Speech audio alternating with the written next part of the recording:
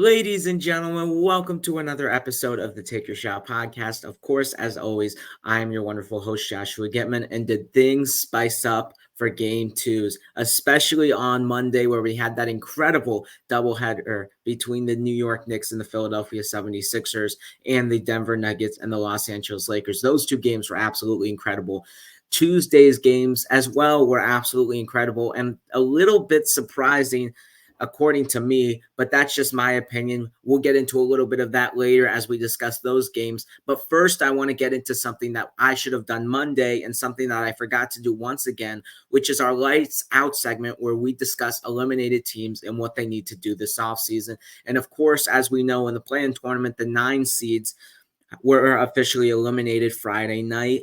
And I did talk about the 10 seeds that were officially eliminated, which were the Golden State Warriors and the Atlanta Hawks, but I didn't get into the 9 seeds. So let's start with them, and I'll start with the Eastern Conference 9 seed that was eliminated Friday night in their loss to the Miami Heat in the play-in tournament, which was the Chicago Bulls, as we say, lights out to Chicago. Chicago has had a very interesting season this year, of course, as most people demanded the Chicago Bulls to trade everybody at the trade deadline and blow everything up. And it was for good reason. Of course, as you know, DeMar DeRozan will be an unrestricted free agent this season, along with Andre Drummond, Javonte Green will also be restricted free agents. But most people wanted to get rid of DeRozan, wanted to get rid of Zach LaVine and go into a full rebuild because Chicago has been in the middle of the pack.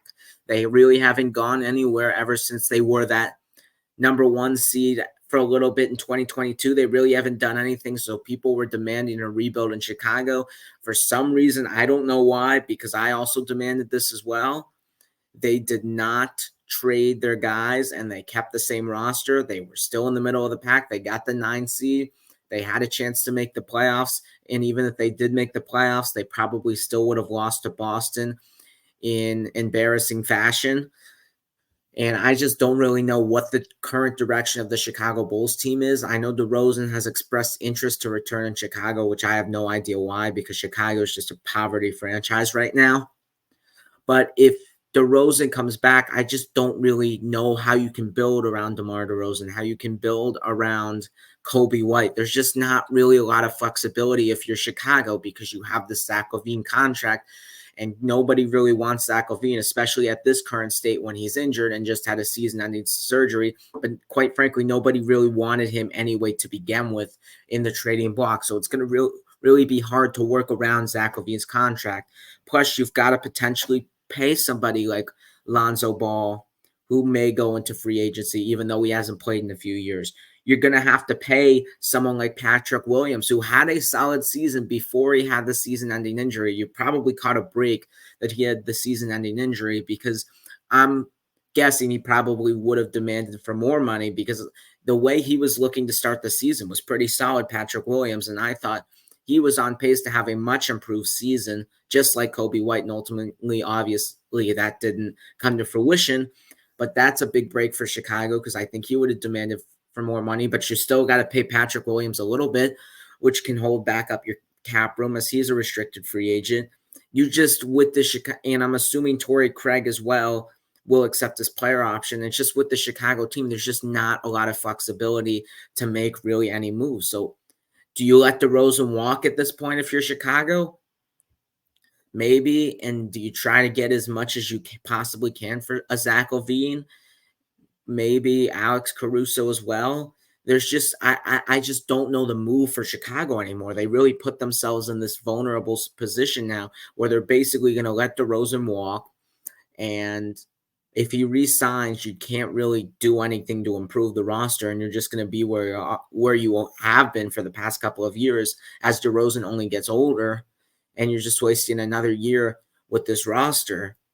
There's just not really any move that I can see happen. So maybe the best option for Chicago is to let DeMar DeRozan walk, potentially try to get whatever you can for Zach LaVine, trade Caruso and Vucevic to get some draft compensation, to get some extra picks, and start building around Kobe White and Patrick Williams as we saw flashes from him. Of course, we know what Kobe White did this season as he was second in the voting for most improved. Congratulations to Tyrese Maxey for winning that. But Kobe White also had an incredible season and made a legitimate case to have that award.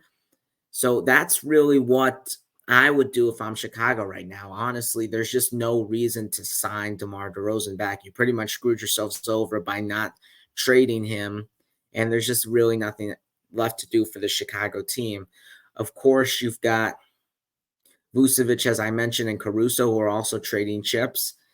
And you just got to go from there and see what happens. But if you're Chicago, the best option is to rebuild, and they have not shown signs of that. And I don't really know what the direction is, but if I had to guide them and I had to think of any kind of direction, the way they've screwed themselves over, that's what I would think. But let's move on to a team that's in a little bit of a more manageable situation in the Sacramento Kings. Manageable speaking roster wise, but of course, it's a tough situation considering how good they were the prior year as they were the 3 seed, and considering how good the Western Conference is at this current state and how good the Western Conference will be in the future. But the Sacramento team has Malik Monk going into free agency, unrestricted. Obviously, he was the 6th man of the year. He got injured, was out for the season for Sacramento. Maybe could have gotten him into the first round if he was healthy playing in that game against the Pelicans. Alex Len, JaVale McGee, Kessler Edwards are also unrestricted free agents. And Jordan Ford and Jalen Swanson are restricted free agents. So the big free agent for Sacramento this offseason is Malik Monk. I'm assuming Malik Monk is probably going to get a payday, maybe from a bad team. I don't know if the Kings will match that kind of a salary compensation considering what they need to do to upgrade the roster.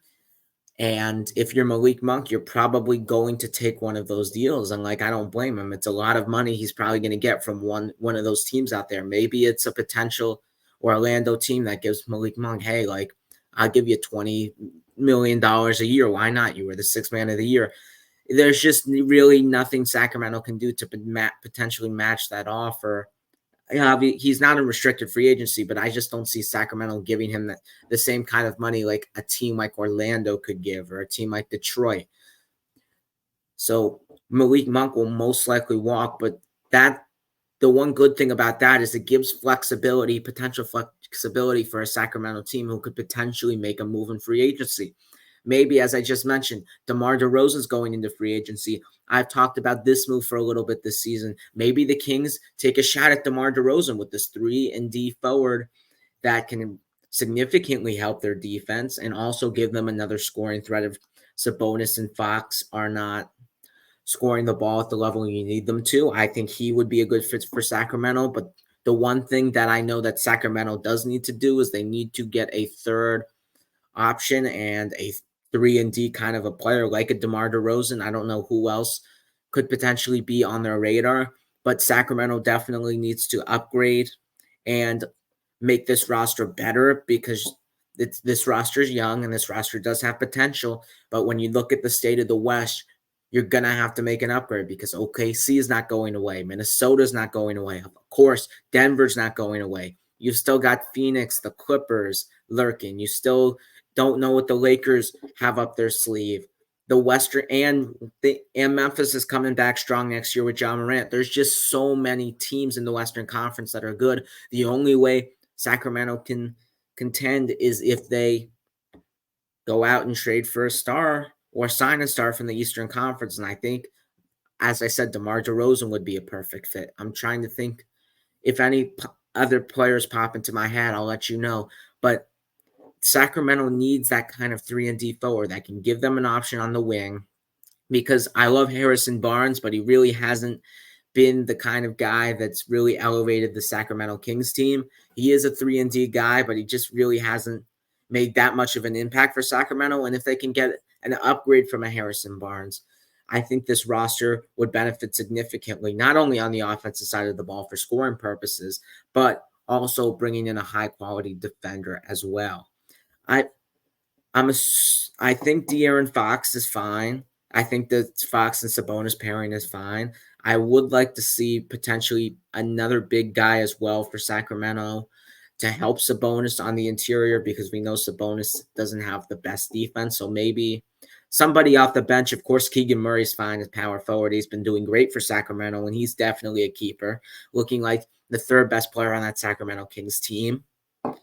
But maybe you can get a backup center or somebody that can, maybe a backup four, somebody that can anchor a defense, because really Alex Len and JaVale McGee weren't really cutting it for the Sacramento team this year. And quite frankly, they didn't really make an impact at all for the Sacramento Kings this season. And I really think if they could maybe get somebody like, I wouldn't say an Andre Drummond kind of a guy, but maybe just a big physical body that you can throw out there to put on the defensive side of the ball. Maybe a Thomas Bryant, somebody like that kind of a player who's decent on the defensive side of the ball and can really anchor a defense when Sabonis is out, because we know Sabonis has vulnerabilities there, and you can't really be vulnerable 100% of the game on the interior because teams will expose you that way. So the two things I would say for Sacramento: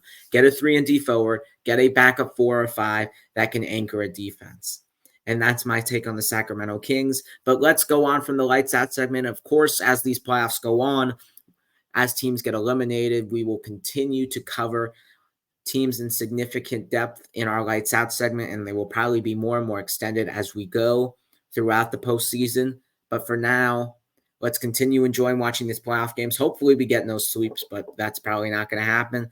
But as soon as a team gets eliminated, we will do another lights out segment for that specific team.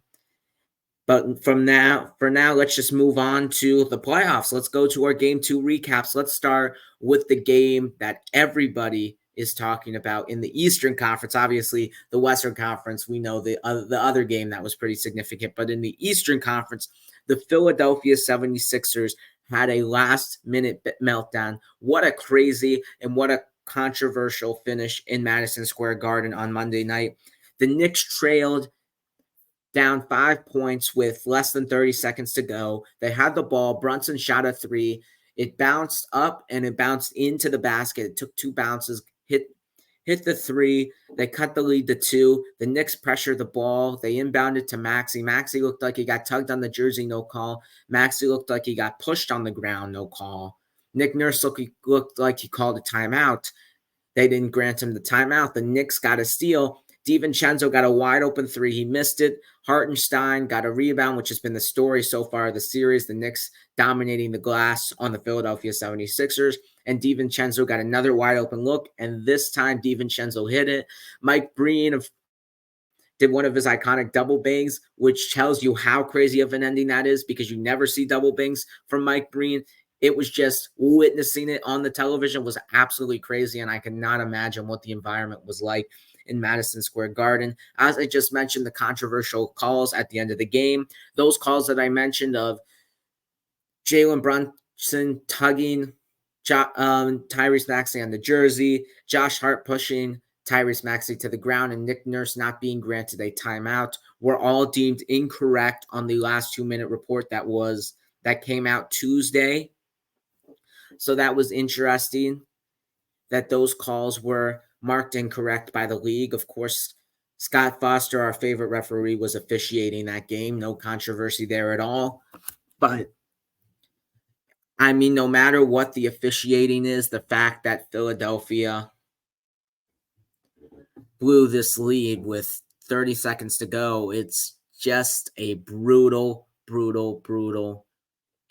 heartbreaking loss for Philadelphia. And Joel Embiid was asked the question of whether he thought this game or the 2019 Game 7 where Kawhi hit the bounce was more devastating, and Joel Embiid said this one. And it is, quite frankly, understandable considering that Philadelphia has been really up and down without Joel Embiid this season. They finally get back. They finally start clicking. They were about to steal home court from New York and get some momentum going back to Philadelphia and potentially upsetting the New York Knicks in this playoff series. They still can, of course, but this really would have given them a good path to pull off the upset. And all of a sudden, the lead just is gone, and Philly loses the game, and they had opportunities after the fact of the Knicks turnaround to still win the game. Maxey went for a layup. Hartenstein blocked the shot. Then Joel Embiid missed a game-tying three, and that was that. Also, that I forgot to mention that Philadelphia is filing grievance on the officiating in the first two games of the playoff series. They are going to the league and making a complaint about the officiating as well. And another stat for you, this New York Knicks being down 5 with less than 30 seconds to go was the fourth time this has ever happened in NBA playoff history. Of course, one of the more notable times was 2013 Game 6 when Ray Allen hit the game-tying three after LeBron hit a three to cut it to 2. Kawhi missed the free throw, and then Allen hit the three. But what was even crazier about this, not like the Heat game went into overtime. This was finished in regulation. The Knicks hit 2 straight threes from the snap of a finger. You blinked your eyes, 2 straight threes for the Knicks, and all of a sudden they won. It was absolutely ridiculous. Still, at the end of the day, no matter what the officiating is, it's just really inexcusable to blow this kind of a lead at the end of the game. And as I said, it's just really heartbreaking for Philadelphia. Tyrese Maxey, the most improved player officially, had a great game after being questionable with an illness, and it looked like he was having one of those inner MJ flu games. He scored 35 points and he got 10 assists, if I'm not mistaken. And Joel Embiid also played great in this game, scoring 34 points. But for Philadelphia, when you look at Philadelphia as for the other guys, other than Joel Embiid, other than Tyrese Maxey, Tobias Harris was a no-show for this Philadelphia 76ers team. Once again, Tobias Harris has not really shown up in big moments for Philadelphia all season long, and quite frankly, in his entire Philadelphia 76er tenure. He really hasn't been there for the big moments. He only scored 10 points, shot 4 of 11, and was really a negative for the Philadelphia 76ers in this basketball game, missing crucial and timely shots, giving up easy opportunities on the defensive side of the ball, and he just really, quite frankly, was a liability out there for the Philadelphia 76ers. Also, someone who I really haven't talked about for this Philadelphia 76ers team, who's playing in their first playoff series ever, which is quite frankly surprising, Buddy Hield, who was the guy that Philadelphia got in the trade deadline, the guy to open up the offense a little bit for Embiid on the dribble handoff, the guy who we know who can hit three-point shots at a consistent basis. Buddy Hield has been a no-show for Philadelphia in this playoff series, and we really haven't seen him get it going yet. I know, of course, most people have jitters in their first playoff series, but still, this is just a disaster considering that Maxey and Embiid are the only ones doing something for Philadelphia on the offensive side of the ball, and they need help offensively considering this New York Knicks defense. Of course, you got to give credit to the Knicks defense, but the other guys for Philadelphia have just been no-shows, and they just have not been there for Philadelphia when they needed them at the end of the games, whether that was the first game when Philadelphia had control in the fourth quarter, or this game when they had control with 30 seconds to go, and it was an absolute disaster for them. Also, Nicholas Batum, who we know had that incredible playing game against Miami where he scored 5 fourth quarter threes. He's really been a no-show in this series as well. He only scored 6 points, 2 for 5 from the field. It's just Embiid and Maxey just trying to hold this team on their back, and it's just really not enough considering they're keening in on those guys. New York's playing physical with Embiid in the paint. They know he's not healthy. Their heart is trying to attack Maxey on the top of the perimeter. And even though Maxey had 35 points, he still missed 10 shots, and that was due to a great New York Knicks defense. Philadelphia needs the other guys to step up. And of course, right now in this game 3, it's basically your season, because if you go down 3-0, we've never seen any team come back from 3-0. Even though we were pretty close last year, we still have not seen it happen in the history of the NBA.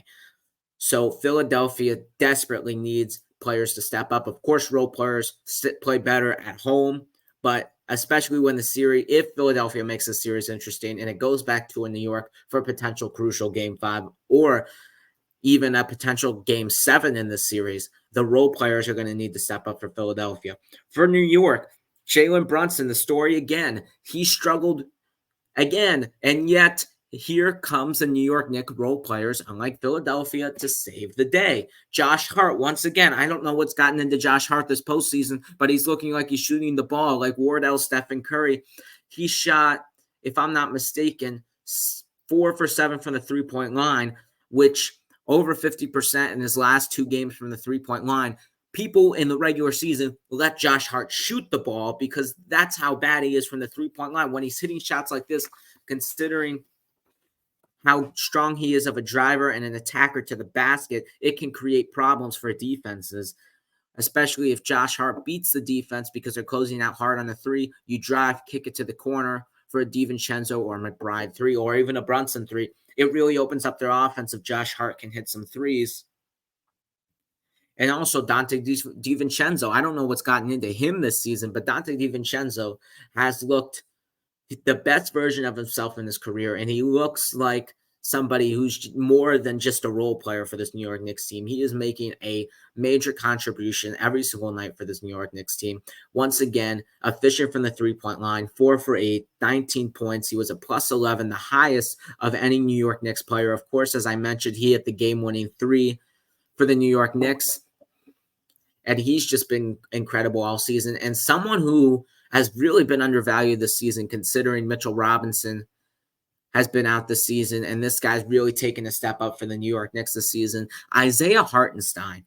Every single time I feel like the New York Knicks get in a little bit of trouble, they're stuck in the mud, Hartenstein makes a physical play on defense. He gets a crucial rebound, something to impact this New York Knicks team. And think about it.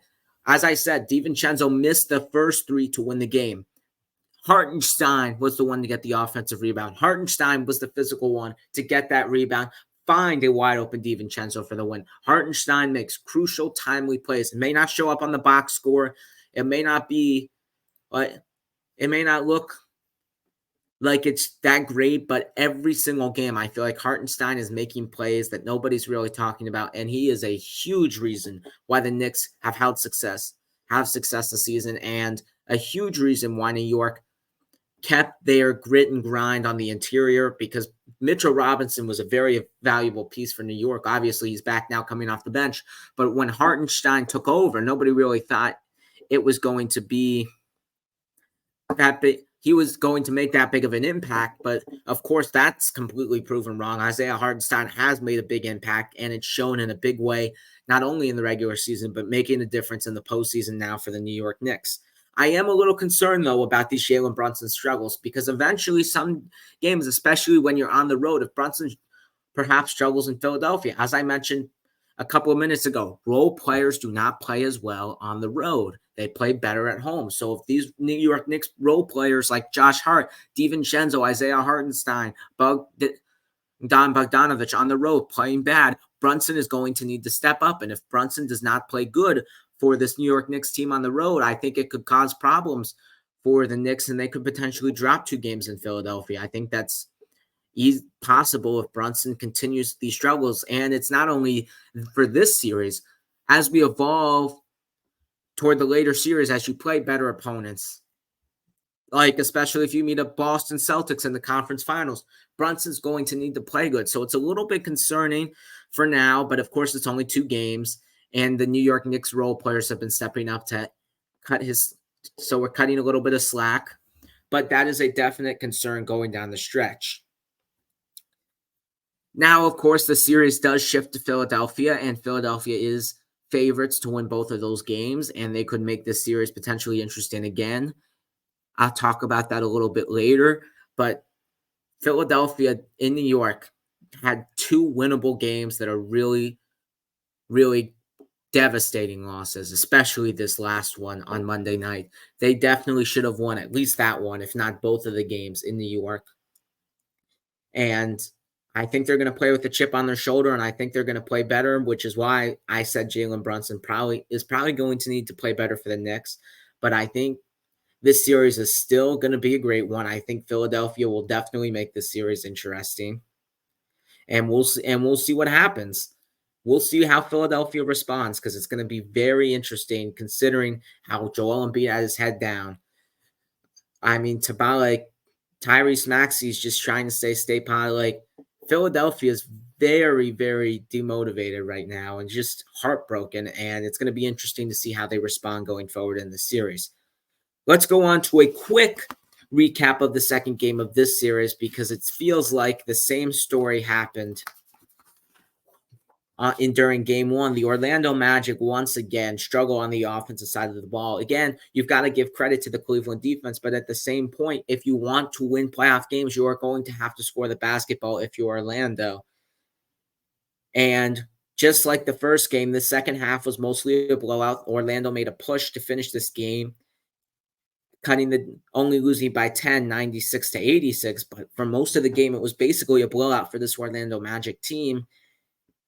And it's just so hard to win if you're going to consistently miss 3-point shots. Once again, struggling from the 3-point line, only shooting 25% from the three and 36% from the field. And if Orlando continues this, they're going to lose in 5 games, maybe even get swept, because for how bad Orlando's offense is, I mean, like, how can you even say they're going to win a game, quite frankly?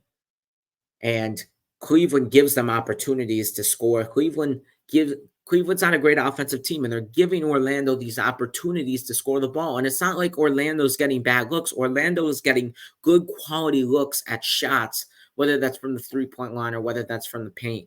And I think Orlando probably is going to need to change their approach a little bit. I know they don't take a lot of threes, but they potentially need to shoot a little bit more threes because their attacks and drives to the rim are not working. Credit to Jarrett Allen and Evan Mobley, but Orlando's just getting nothing on the offensive side of the ball, and they're going to have to change something up and make some adjustments going back to as the series shifts to Orlando, as they need a must-win game for Game 3. They're going to have to win that one to stay in the series.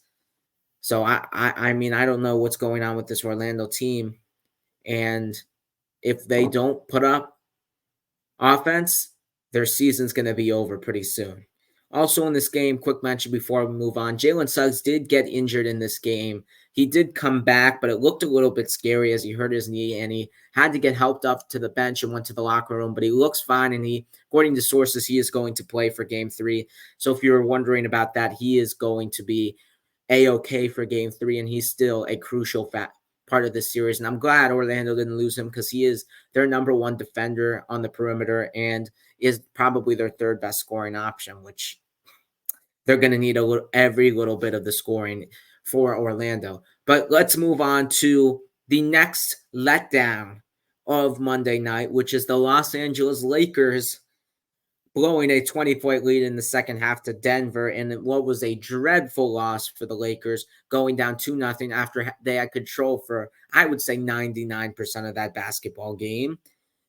And, of course, Jamal Murray hit a buzzer beater to win the game for the Denver Nuggets, 101-99, and a fadeaway step-back jumper in front of Anthony Davis. Denver mauled him, and you could just see the looks on the Lakers' faces. You can see the looks on the Lakers' faces in the press conferences.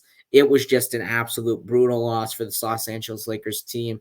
And quite frankly, going back to the Philadelphia one, I don't even know which loss is brutal. Tell me in the comments, which loss was more brutal and more devastating? Was it the Sixers blowing the 5-point lead in 30 seconds, or was it the Los Angeles Lakers blowing the 20-point lead to both go down 0-2 respectively in their series? Please let me know that, because both of those I can't even think of which one is more devastating right now. But they both were brutal. And of course, 20-point lead is nothing to be happy about, but 5 in 30 seconds, that's pretty bad as well. But going back to this Denver game, early, Denver was really struggling from the field. They weren't hitting shots. Jamal Murray, the guy who hit the game winner for Denver, missed 13 of his first 16 shots, and then he had an amazing fourth quarter for Denver. Jokic played, of course, great. He had another triple-double for Denver, 27, 10, and 20. MPJ finished with 22, but for most of the first half, Denver was getting the looks. Denver was getting their shots, but they were not hitting their shots, and they were playing a poor offensive game, and they were really letting the Lakers dominate them on the interior. Anthony Davis was dominating Jokic. He was really wearing him out and pushing him in the paint. LeBron got basically whatever he wanted at the basket, and he made this incredible play going down on the fast break where KCP pretty much hug wrapped him and forced him to the ground, and yet he still hit the shot. Like, the Lakers were literally on point, like every single like aspect of that first half. It looked like the Lakers played a perfect first half, yet you still had this feeling. I still had this feeling personally. I don't know if anybody else did. The fact that I still had the feeling that Denver still had a shot to win, even though the Lakers had a perfect first half, just tells you how good Denver is and how vulnerable the Lakers could potentially be. And like the Lakers had control for a majority of this game. Like, it was Laker dominant. Everything looked like it was going for the Lakers. D'Lo had 6 threes in the first half, if I was not mistaken. As I said, AD had a dominant first half. I think he had like 25 points. LeBron looked incredible. Everything was clicking for the Lakers on the offensive side of the ball, especially from the three-point line, which is something that they haven't done all season long. And it really looked like that the Lakers were going to get their game in Denver and make this series interesting going and shifting to Los Angeles for games 3 and 4. But of course, Denver stepped it up. The Lakers got stagnant on the offensive side of the ball, which they can do sometimes, and they missed crucial shots. Of course, the shot before the Denver game winner, LeBron had a wide open three to give the Lakers a 3-point lead at that current state, and he missed that. And Denver just, quite frankly, played a little bit better. The Lakers it wasn't even like the Lakers played bad in the second half. They just missed a couple of shots, and Denver really, really stepped it up in the second half. But the fact that the Los Angeles Lakers nearly played what was one of their best games of the season, yet they still lost to this Denver team, just tells you everything you need to know about the series. And to me personally, I don't know about anybody else, but to me, it's over. I think this series is wraps. The Lakers, after this loss, the way I saw LeBron, the way I saw AD sitting in that locker room, their heads down, talking, oh, the refs. Oh, it was brutal, yada, yada, yada. Like, they were just absolutely heartbroken and looked like they got a punch to the gut. And even if the Lakers win game 3, I don't see them getting game 4. I see the Nuggets at least splitting in Crypto.com Arena in Los Angeles and going back to Denver to win game 5, because I don't really see the Lakers beating the Denver Nuggets in the Mile High City. And quite frankly, you could just see on the Lakers that they were absolutely exhausted throughout the second half. And something that I personally saw that was shocking to me was LeBron asked out of the game. You never see LeBron James asked out of the game. And multiple times in that game, multiple times, even in the first half, and I think another time in the second half, LeBron asked to sit out. And in a playoff environment, in a playoff game, the way we know LeBron's mentality is, the way we know LeBron's fight, the way LeBron puts the work on the court, LeBron's winning mentality, you just don't expect that from someone such as LeBron James. Yet he did that. Part of that obviously is due to the altitude, but Denver just wears you out on both sides of the ball. And when you've got that altitude and you're not used to playing in that either, that it's just one of the biggest advantages you can have as an NBA team. And it's just a little extra boost on the home court. I call it the sixth man personally, because the altitude is just a huge factor, especially for some teams that may not be the best conditioned.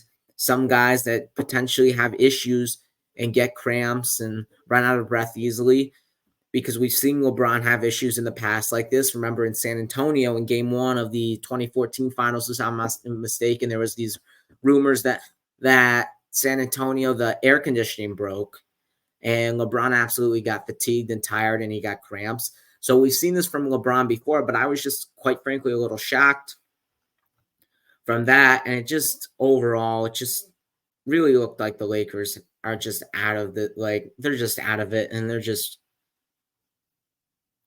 preparing for next season, because I just don't know how you can recover from a devastating loss like that. They literally played a perfect game, a perfect basketball game. Like you could not get like I've watched the Lakers countless times this season, probably over 40 times because of how many times they've been on national television. That was their best game this season. The Lakers played their best game of the season on Monday, yet they still lost. It tells you everything you need to know. The Lakers are done. The Los Angeles Lakers are done. I mean, you could say that they still have a chance, but when D'Angelo Russell and Anthony Davis show up in the first half, then they don't show up in the second half. You can't really say anything about that.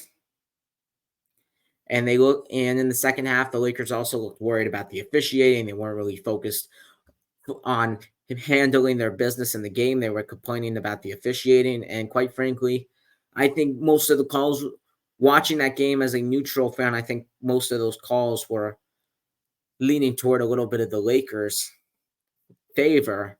And I don't really understand what the issue was for the Lakers with the calls, because I quite frankly think they get those same calls, those questionable calls, if not the most often of any NBA team in the league.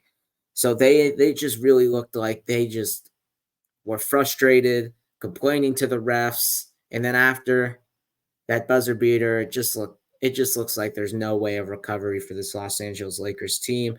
Of course, obviously, Game 3 is a must win, but I just don't see, even if they do win that game, how they're going to get 2 in a row against this Denver team. They haven't even beaten them since December of 2022. Like, they've lost 10 straight games to this team.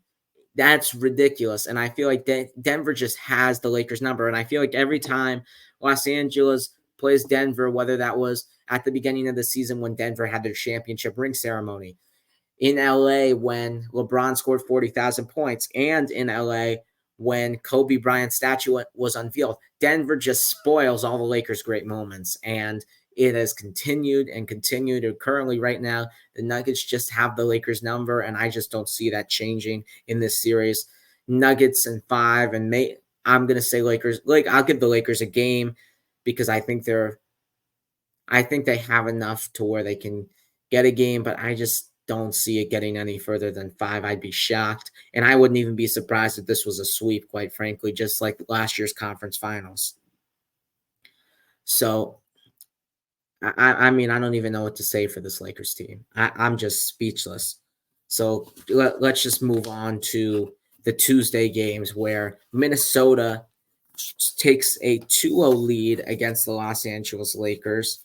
I mean, not the Los Angeles Lakers, the Phoenix Suns. They take a 2-0 lead against the Phoenix Suns as they win 105-93 in Minnesota, as they now controlled home court still, and they defended home court. And now Phoenix will probably have to win the next 2 games in Phoenix to stay in the series. And from the jump of the second half, for the first half, Phoenix looked like they played a quite solid first half. They were playing great defense. They were getting it on the interior, which was an issue that we had with Phoenix in game 1. They really looked like they made the correct and proper adjustments to win this basketball game. And it was going quite well for Phoenix. I think they got up as much as 12, if I'm not mistaken, in the first half. And Nurkic was having a good game on the inside. Eubanks was having a good game on the inside. Even guys like Booker, Beal, and Durant were getting to the rim, and they weren't relying on the three-point shot as much. And I really like the adjustments Frank Vogel made for the entire game, to be honest. But in the second half, it all changed because of one thing: Minnesota's defense. Minnesota has just an incredible defense. And honestly, you can't even blame Frank Vogel. There is nothing Frank Vogel could do. It's all Minnesota's defense. Minnesota's defense has single-handedly carried them this season, and they have single-handedly been the best team. They have been the best team. I think that is the best defense. I think that defense is better than the best offense. That defense is so elite, and they literally made Kevin Durant, Devin Booker, and Bradley Beal look like they could not shoot or could not score the ball, and they were locking them up the whole second half, as it was a Minnesota dominant defensive stance in the second half. And of course, Jalen McDaniels was part of that, and he really shut down Kevin Durant in this game, to be quite honest. I think Jalen McDaniels, you've got to give a lot of credit to him, especially in these first two games guarding Kevin Durant. And Jalen McDaniels on the offensive side of the ball, when it really wasn't looking so great for Minnesota on the offensive side of the ball, Karl-Anthony Towns got into early foul trouble. I think he got 3 after the first quarter. Anthony Edwards was struggling from the field in this basketball game. I think, if I'm not mistaken, he only had 15 points, and he shot 3 for 12. Jalen McDaniels scored 25, and he was getting easily to the rim, and he was attacking the rim and getting whatever he wanted at the rim. And you've got to give credit to Phoenix because they had a great defensive game, just like Minnesota. Obviously, Minnesota, the better defensive game, as you can see the outcome of the score. But I feel like every time Phoenix scored a bucket in the second half to try to stop Minnesota's run, Jalen McDaniels, another power move to the basket. Jalen McDaniels again. I feel like every single second I watch Minnesota on the offensive end score the ball in the second half, Jalen McDaniels had something to do with it. And the fact that he is impacting this much on both sides of the ball for the Minnesota team, you really got to give the man credit, and he will be a huge factor in why Minnesota will make a run this postseason, not only for his offensive abilities that I just mentioned, but his defensive abilities guarding the best player on the court. Also in this game, I because Anthony Edwards wasn't having a good game, Mike Conley also stepped up in a huge way for this Minnesota team, turning back the clock a little bit, shooting 7 of 13, getting 18 points, easily getting into the paint and hitting one of those stop and pop bank shot jumpers. And the offense was flowing easily for Mike Conley. He was getting the ball to people, and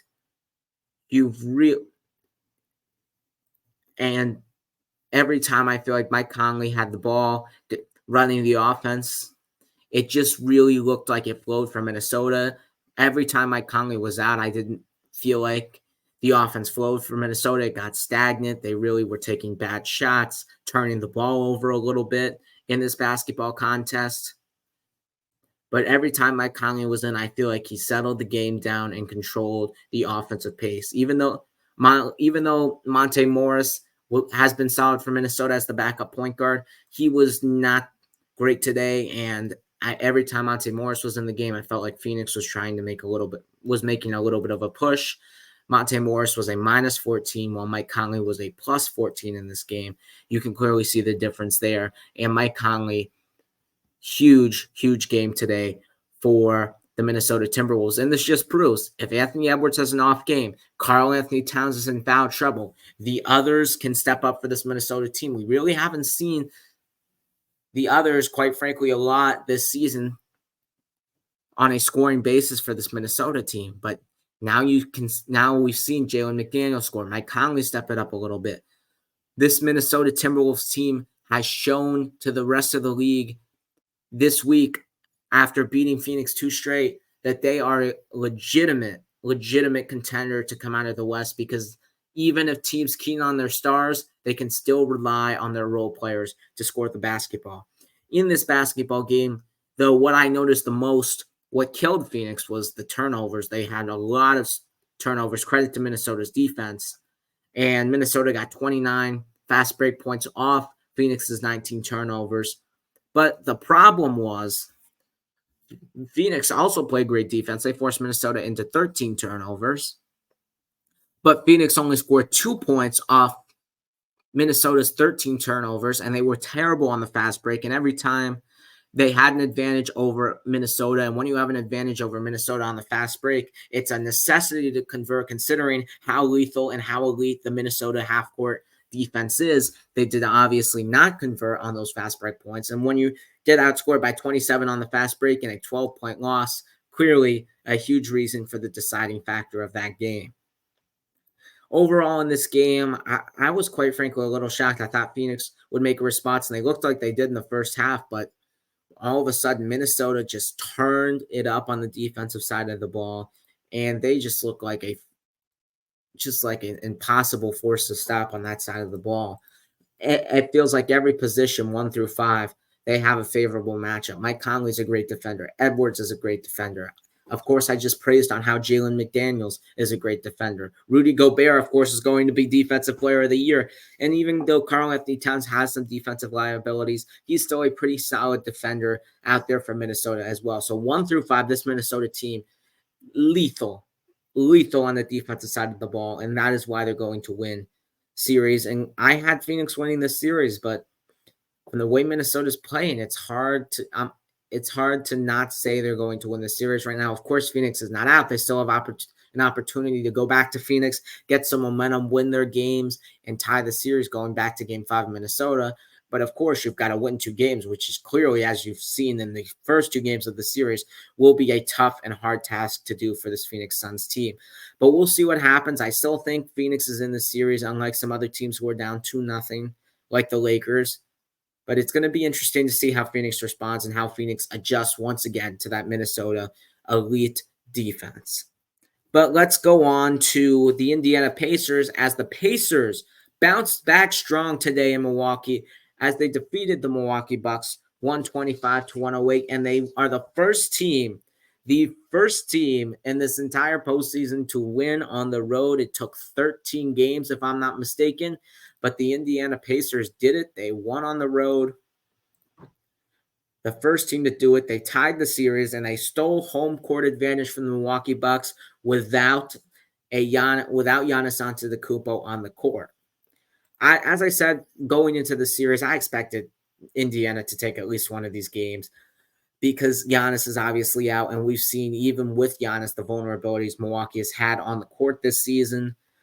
And for Indiana, this game, in my opinion, was a must-win if they wanted a chance to win in the series, considering how I think this team, with Giannis back, I think in the Milwaukee will get at least one of those games in Indiana, assuming he does come back, of course. So I thought it was crucial for Indiana to win this one today if they wanted a chance at winning the series. And it looked for a little bit that Milwaukee was controlling the pace of the game. Milwaukee was up in the second quarter. They had moments in the third quarter where they could have taken control of the game, but Indiana every time responded on the offensive side of the ball, as we know what they've done best this season. In this game, Pascal Siakam absolutely looked like a superstar, scoring 37 points and really carrying the load for this inexperienced Pacers team in the playoff. Obviously, we know Pascal Siakam, one of the most experienced players, if not the most experienced player on this Pacers team. For the postseason, 2019 champion for the Raptors, of course, making that deep playoff run with Toronto then. 2020 made the conference semifinals.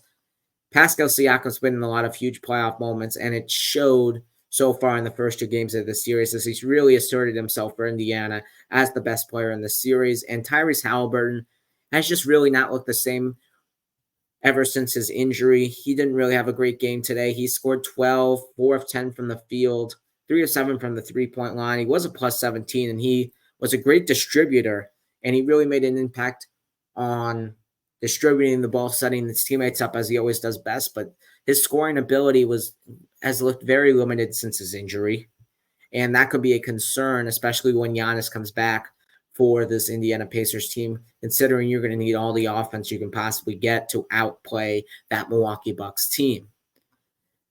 In this game, what I thought really stood out was Indiana's defense.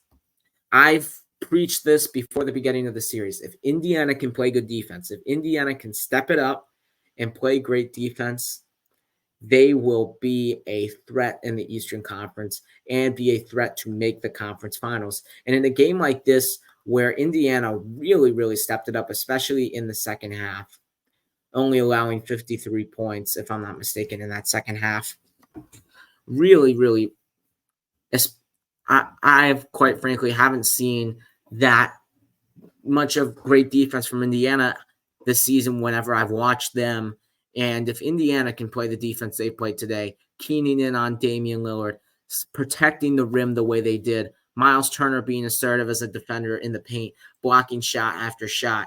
You've got Andrew Nembhard and Aaron Nesmith guarding the ball, whether that was Dame, guarding Chris Middleton on the jump shot to perfection. It was a beautiful defensive performance by the Indiana Pacers, and it shows that Indiana is capable of both having a great offensive game and having an amazing defensive game, which quite frankly we have not seen all season, as they are one of the worst defensive teams in the league this season. And if Indiana can do that, I'm telling you, if Indiana can play great defense, they will make the conference finals. If Indiana plays the same defense they played today and they carry it the rest of the postseason, which I'm assuming they're not because we've seen their defensive struggles, they will make the conference finals. I'm telling you. I'm guaranteeing you. I don't think they will, which is why I'm taking the Bucks in the series. And of course, the factor of Giannis coming back. But Indiana showed potential today. Indiana definitely showed potential, and now they have momentum going back to Indiana, where if they win both, they will take a commanding 3-1 lead in the series going back to Game 5 in Milwaukee, which is now guaranteed for the series. The first series that has had a guaranteed Game 5, which is surprising to say, as we are Saturday, Sunday, Monday, 2 or 4 days into the playoffs, and we haven't had a 1-1 series until now, which is shocking. But I did really like what I saw from Indiana today. On Milwaukee's aspect of it, Dame, of course, was Damian Lillard. He had an amazing game, 34 points, six made 3-pointers, 50% from the field, doing what he did do. And also Brook Lopez had an amazing game for the Milwaukee Bucks, especially in the first half. He was hitting deep threes for the Milwaukee Bucks, and every single time they had to fight off the Dame pick, they had to go over the Dame pick and attack and double team Dame when he drive downhill. Brook Lopez would be open for a 27, 28-foot 3-point shot, and he would hit it every single time. 6 for 7 from the 3-point line, absolutely lethal. But other than Damian Lillard and other than Brook Lopez, this Milwaukee Bucks team just really has just not had that great of an offensive performance. Middleton has struggled once again, which he hasn't played great all year for this Milwaukee Bucks team, and he's going to need to if the Milwaukee Bucks are going to win the series. They won the game one because Chris Middleton played a great game. He didn't have a great game today. They lost. And it was a 17-point loss for Milwaukee, but it was a closer game than what the final score said.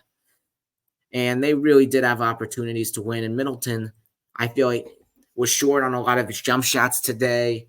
Really just didn't really look like himself more than like ever today, and really didn't play great defense either. Was a -10 for this Milwaukee Bucks team. Just not really the performance they need from Chris Middleton, considering he is probably their third option, and he's going to need to be play like a third option if the Milwaukee Bucks have any tiny aspirations of winning the title and upsetting the Boston Celtics in a potential conference finals matchup. And nobody's really, as I mentioned, nobody's really helping Dame and Brook Lopez. Of course, Bobby Portis, he had 14, but not really that great of a performance. He didn't really shoot the ball that well, 6 for 16. And the Milwaukee Bucks bench is absolutely brutal. They got no help from the bench. Crowder, been inconsistent from the 3-point line. Malik Beasley didn't really do anything. Pat Connaughton didn't have a great game. AJ Green didn't really have a great game. This Milwaukee Bucks bench was inconsistent, and they really have gotten no help from this bench, and which is why it's crucial for a guy like Giannis to be there, because Bobby Portis gives Milwaukee that spark off the bench. And clearly, obviously, since Giannis is out and Bobby is having to start, because they really don't have anybody else at that power forward spot other than Andre Jackson Jr., and he just doesn't have the experience yet to fulfill that role yet in the NBA. They just don't really have anybody else at that power forward position. So Bobby Portis is basically forced to start, and they just really have no other options on the bench. And that's something that probably, if they do get eliminated, are going to have to address in the offseason. Ultimately, I think it won't be a problem in this series, especially if Giannis comes back. I still have the Milwaukee Bucks winning this series in 6 games. And I still believe Giannis and Dame, when Giannis and Dame are both on the court together healthy, they will make a huge impact for this team. But definitely a concern as you go to the latter portion of the postseason, when you need key X factors, key role players going down the stretch in major playoff series like a conference finals or even a second round series against a team who has a great bench in the New York Knicks. what you've seen with Deuce McBride, what you've seen with Mitchell Robinson and Bogdanovich. The Bucks are going to need to have contributions from the bench. Jay Crowder, Pat Connaughton, Malik Beasley, even AJ Green you could put on that list. Somebody's got to step up for Milwaukee. Somebody has to, or else this Milwaukee Bucks team cannot generate enough offense, especially in this series when you consider the quality of an opponent on the offensive side of the ball. Of course, now we have a series. It's 1-1. I expect it to be competitive, and I expect a split in Indiana, of course, because that's how competitive I think the series is going to be. It's going to be exciting in Indiana. Obviously, that game 3 is crucial. We'll see what happens in that game, of course, but I cannot wait for that series. But let's move on to our final game on Tuesday night. Dallas Mavericks defeated the Los Angeles Clippers in what was a defensive battle. Of course, in surprising fashion, this was a defensive battle as the Dallas Mavericks, who are a very high offensive team, as we know, with Luka Doncic and Kyrie Irving, and they are most notably not that great on the defensive side of the ball. And the Clippers, who have all these star guys with Kawhi, PG, James Harden, and Russell Westbrook, of course, we expected much more from both teams on the offensive side of the ball, but it did not end up being that way. It was a defensive battle in Kawhi Leonard's first game back as he returned for the first time since March 31st in this game. But the Mavericks held on in what was their lowest scoring win of the season. It was a very impressive win for Dallas, 96-93, as they tied the series 1-1. In this series, Luka Doncic had 30. In this game, Luka Doncic had 32, Kyrie had 23, and PJ Washington had 18, which, as you can see, the scoring 96. That's about 3/4 of their offense from 3 players right there for Dallas. So Luka and Kyrie were carrying their parts, but really the other guys weren't really shooting the ball that well. Neither were they for the Clippers, and it was a tough, physical, grit and grind game. And honestly, quite frankly, this entire season, we've all said Dallas has the offense. Dallas has the offensive ability. They've got Kyrie.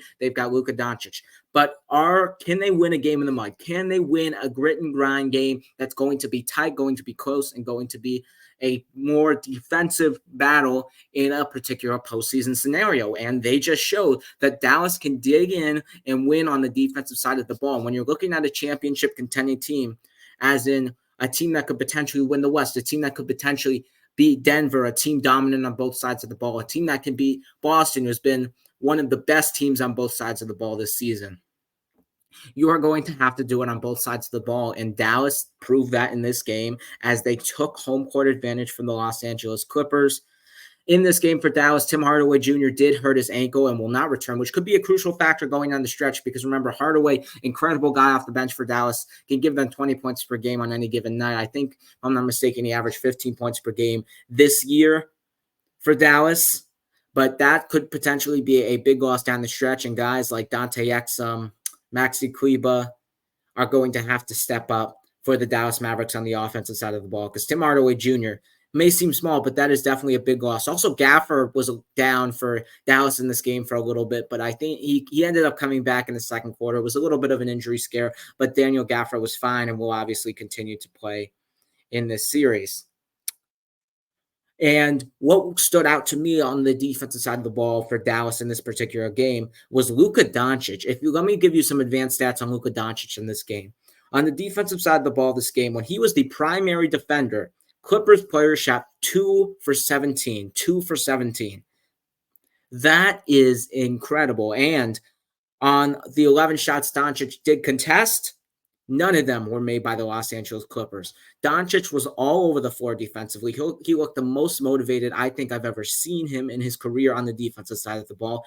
Personally, I've been critiquing Doncic. I know a lot of people around sports media have been critiquing Doncic on the defensive end because obviously we know how good and how just on a different level and a different planet Luka Doncic is on the offensive side of the ball. And if he can just step it up a little bit on the defense, he would look like one of the best players, if not the best player in the league today. And he would elevate not only his game to another level, but he would also elevate his team's game to another level, because when teams play Dallas, when they're on the offensive side of the ball, they like to do the pick and rolls, and they like to get Doncic on the ball, not only because he's a weak defender, but you can also get Doncic in foul trouble on the pick and rolls. So the fact that Doncic is now stepping up, playing the best defense we've probably seen of his career, will be a crucial factor for Dallas during this playoff run.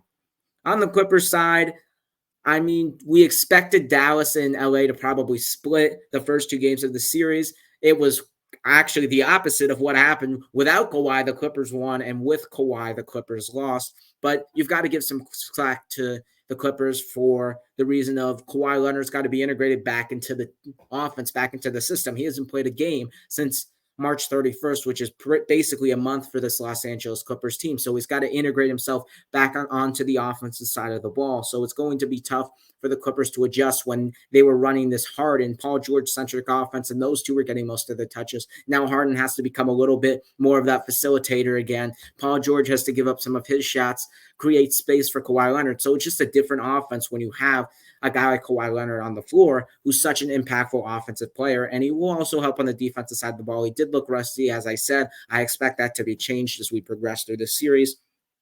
So even though they did lose this game, I think ultimately Kawhi may be the deciding factor in this series. I'm still going with Clippers in 7, but this was a very, very good defensive game, and it just shows that Dallas can win on that side of the ball, which contenders got to show both. They've got to win on the offensive side of the ball, and they've got to win on the defensive side of the ball. And now we've seen in the important playoff scenario, which was most likely one of, if not a must-win game for the Dallas Mavericks, that they did it on the defensive side of the ball, which is something we have not seen all season. So look out for Dallas in the West as a contender, especially if they keep up the defense. I expect this series to be very, very good. Definitely going 7 games, but I'm still going to roll with the Clippers on this one. But let's go on to our final topic of the day. Of course, we know that the Los Angeles Lakers are down 2-0. The Philadelphia 76ers are down 2-0. The Phoenix Suns are down 2-0. Out of those 3 teams, which team is most likely to come back down from 2-0? I'm going to say the Philadelphia 76ers. Why? Because in the first 2 games that I saw in that series, the Philadelphia 76ers were in that series completely. They should have easily won that series. Not won the series, won the first 2 games, quite frankly, especially the second game, as I mentioned earlier. The second game, up 5, obviously, with 30 seconds to go. That was a winnable game. Obviously, some questionable calls down the stretch, as I mentioned. But also the fact in the first game, they also had a lead in the fourth quarter as well. And it looks like Philadelphia is, quite frankly, on New York's level talent-wise, and may even be better on that, on pure paper, on talent. They have the best player in the series, and for some parts of it, they've had the second best player in the series, as Jalen Brunson hasn't been up to par in this series, and he hasn't played particularly well. And there has been opportunities for this Philadelphia 76ers team to win the first 2 games of the series. Obviously, it did not happen now. The series obviously shifts toward Philadelphia, where they will have a prime opportunity to get 2 wins in the New York Knicks, making the series interesting. But I think, quite frankly, Philadelphia is the better team against the New York Knicks. I think Philadelphia should have won the games. They're motivated. Unlike the Los Angeles Lakers, who are also down 2-0, they didn't look let down from the loss. They looked like, we got to get back to work. We got to defend home court. When the Lakers lost on Monday night, they just looked absolutely heartbroken and devastated. Like, they just got their souls and their hearts ripped out of their bodies. That's how it felt after the game for the Lakers. For Philly, they looked a little motivated. They looked like they were still in it. Their heads were still up. It wasn't at the end of the world for them. And it looks like they're still motivated to win the series. I think they have the best shot. I think New York is still a vulnerable team. And I think if Philadelphia plays up to par, I think they should win basketball game. I think they should win basketball games against this New York Knicks team, which is why I'm going to choose them. The other team I mentioned was the Phoenix Suns. Of course, Phoenix down 2-0 to Minnesota. I picked Phoenix originally to win that series, but from what I've seen from Minnesota so far, what I've seen on the defensive side of the ball, their impact defensively, stopping that Phoenix Suns team. I mean, their defense has been great all season, but the question we have to ask for every single team in their strengths, can they continuate it in the postseason? Can it be a continuation of the regular season? And Minnesota has absolutely shown that, and they have looked like the best defense by far. They've held the Suns to under 100 points multiple in both games, which, quite frankly, for those kind of offensive players on the other side is absolutely incredible. Jalen McDaniels obviously locking down Kevin Durant. Anthony Edwards doing a good job on Devin Booker as well. It's been seamless on the defensive side of the ball for Minnesota. So I just don't really see how Phoenix is going to come back from what I've seen so far in these initial 2 games of the series. But there are definitely opportunities for the New York Knicks. And going back to Philadelphia 76ers to beat the New York Knicks, but going back to the Lakers now, I just don't see them beating Denver. As I said, it was a heartbreaking loss. They looked deteriorized. They looked let down. But also, Denver's just the flat-out best team in the Western Conference, and Denver should win the Western Conference. They should hold on to the series. And the Lakers played their absolute best. It looked like the Lakers, as I mentioned earlier, had one of their best games of the season against this Denver Nuggets team. They looked like they played perfect. LeBron had a great game. D'Angelo Russell AD had great games. They were up 20. They were playing their best basketball. And yet Denver still found a way to win. That just shows you no matter what the Lakers can do, Denver's still always going to be in the mix. And Denver didn't even play that well in the first half, yet they still found a way to win the game. So all it takes is one decent half for Denver to be a Lakers team at their best. That just shows you how much Denver has talent-wise and has a advantage over this Los Angeles Lakers team, and just shows how much better they are than the Los Angeles Lakers. So I just don't really see that happening. Maybe they split in Los Angeles, but as I said, most Nuggets in 5. I just don't see that happening. But Philadelphia, in my opinion, I still have them winning this series, and I think they should win this series. They are motivated, and I think they are a better team than the New York Knicks, which is why I believe that is going to happen there. And I think that's all the time we have for today. Thank you so much for watching the show. And remember to please follow on Spotify, Take Your Shot, and on Instagram at take_your_shot_podcast_. That's at take_your_shot_podcast_. And tell me how you would have taken your shots on these takes. That's all my shots for the day, folks. Remember, please leave a like and subscribe on YouTube. Will be much appreciated for me and to the show and what we can do for the future of the show. I'll see you Friday after a few more game 2s and some initial game 3s, and we'll react to those and many more things to come throughout the playoffs. Again, thank you so much for watching. Leave a like and subscribe. I'm out.